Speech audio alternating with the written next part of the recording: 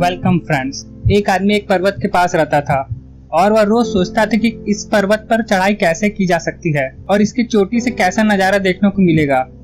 फिर एक दिन वो आदमी अपनी जर्नी के लिए निकल पड़ा। जब वो पर्वत की तलहटी पर पहुंचा तो उसे एक यात्री मिला जो उस पर्वत के सफर को पूरा करके लौट रहा था। आदमी ने उस यात्री से उसके सफर और पर्वत की चोटी से दिखने वाले नजारे के बारे में पूछा। यात्री ने अपना यात्रा और पर्वत की चोटी के दृश्य के बारे में अपना अनुभव बताया। तब उस आदमी ने सोचा कि ये रास्ता तो बड़ा कठिन लगता है, मुझे कोई दूसरा आसान रास्ता खोजना होगा। और वो आदमी उसी पर्वत की तलहटी में अपना रास्ता ढूंढता रहा। आगे उसे एक दूसरा यात्री मिला। आदमी ने फिर दूसरे यात्री से भी उसकी यात्रा और पर्वत की चोटी से दिखने वाले दृश्य के बारे में पूछा। यात्री ने अपने सफर और चोटी के दृश्य की अपनी कहानी साझा की। आदमी को ये रास्ता भी मुश्किल लग रहा था। ऐसे अपने रास्तों को खोजते हुए उसने आगे 30 और यात्रियों से उनके सफर और पर्वत की चोटी के दृश्य के बारे में पूछा। अंत में आदमी निर्णय करता है क्योंकि मैंने कई लोगों से उनकी यात्रा और सबसे बड़ी चीज पर्वत की चोटी से दिखने वाले नजारे के बारे में जान चुका हूँ, इसलिए मुझे पर्वत पर चढ़ने की कोई जरूरत नहीं है। ये कहानी शाओलिन मास्टर सिंह हेंगी अपने टेक टॉक में सुनाते हैं। वे कहते हैं कि ये काफी दुर्भाग्य की बात है कि उस आदमी ने अपना कभी सफर शुरू ही नहीं किया। मास्टर हैंग ये कहते हैं कि हर एक को जरूरत है अपना रास्ता खोजने का जिससे पर्वत पर चढ़ा जा सके। पर्वत की चोटी से देखने वाले दृश्य को शब्दों में बयां किया जा सकता है, पर चढ़ान के एक्सपीरियंस ऑफ क्लैरिटी जो राइट एफर्ट लगाकर आप पीक तक पहुंचे वो आपको खुद सफर तय करने से मिलेगा।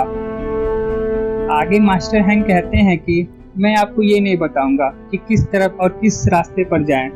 ये आपकी जर्नी है जिसको आपको खोजनी और तय करनी होगी। आपके सफर में कई रुकावटें आएंगी जो आपको आगे बढ़ने से रोकेंगी और आपको पर्वत नहीं चढ़ने देगी। ये वे बाधाएं हैं जो हमें सेल्फ मास्टरी के रास्ते में मिलती हैं। ये 5 हिंड्रेंस हमारे माइंड के वे स्टेट है जो हमें क्लियर देखने और राइट डिसीजन लेने से रोकते हैं। पहले हिंड्रेंस को सेंसुअल डिजायर, संस्कृत में काम छंद कहते हैं।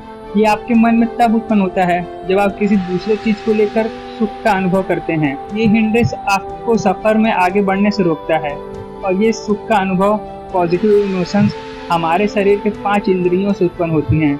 देखना, सुनना, स्वाद लेना, महसूस करना।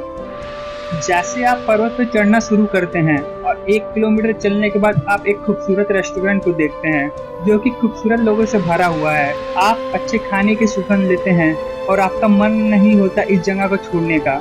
सेंसुअल डिजायर आपको यहीं रोकने लगता है। दूसरी जो बाधा आती है वो है इल विल, अवर्जन, संस्कृत में व्यापदा। इस हिंड्रेंस में आपका मन नेगेटिव इमोशन से घिर जाता है, उनसे भर जाता है। जैसा कि आप पर्वत पर चढ़ाई करते हो और बारिश होने लगती है और आपको बारिश बिल्कुल नहीं पसंद, रास्ते खुरदुरे हैं और आपको ऐसे रास्ते नहीं पसंद।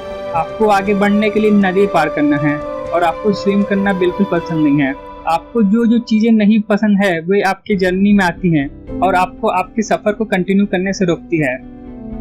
तीसरी हिंड्रेंस है डलनेस, हैवीनेस, संस्कृत में थीन मिल, शारीरिक रूप से थका और मानसिक रूप से सुस्त होना। शाओलिन में बताया गया है कि आप इस स्थिति में एक सेल में बंद होते हैं जो आपको किसी तरह का मेंटल और फिजिकल एफर्ट लगाने से रोकता है। अपनी यात्रा जारी रखने के लिए आपको जरूरी है कि इस सेल से बाहर आना होगा। चौथी बाधा है रेस्टलनेस, संस्कृत में औद्धत्य। ये एक ऐसा स्टेट है जहां हमारा मन एक जगह रुक कर नहीं रहता। आपका मन एक अनसेटल स्टेट में होता है। अनसेटल माइंड का मतलब वो प्रेजेंट में सेटल नहीं होता है। आपका मन या तो भविष्य को लेकर चिंतित रहता है या कहीं पास्ट में किसी इवेंट में ट्रैवल कर रहा होता है। आपका मन एक उछलते बंदर की तरह एक शाखा से दूसरे पर कूदता रहता है। ऐसे ही मन फ्यूचर और पास्ट में एक इवेंट से दूसरे पे कूदता रहता है। ये प्रेजेंट टाइम में ज्यादा देर तक रुक के नहीं रहता, जिसकी वजह से आपको आगे का रास्ता क्लियर दिखता ही नहीं है। आखिरी बाधा या हिंड्रेंस है स्केप्टिकल डाउट, संस्कृत में विचिकित्सा। इस स्टेट ऑफ माइंड में हमारा मन अनिश्चितता से घिर जाता है। हम इन विचारों में कहीं खो जाते हैं। आपके अंदर कई विचार उठने लगते हैं। क्या मैं ये कर सकता हूँ? क्या ये सही रास्ता है? लोग क्या कहेंगे? क्या, क्यों, कैसे? हमारा मन हमारे एक्शन के साथ मिलकर काम नहीं कर पाता और अंत में हम अपने रास्ते से भटक जाते हैं। हम इन 5 हिंड्रेंस को जान चुके हैं। हमें इन्हें रोकने के लिए क्या करना होगा?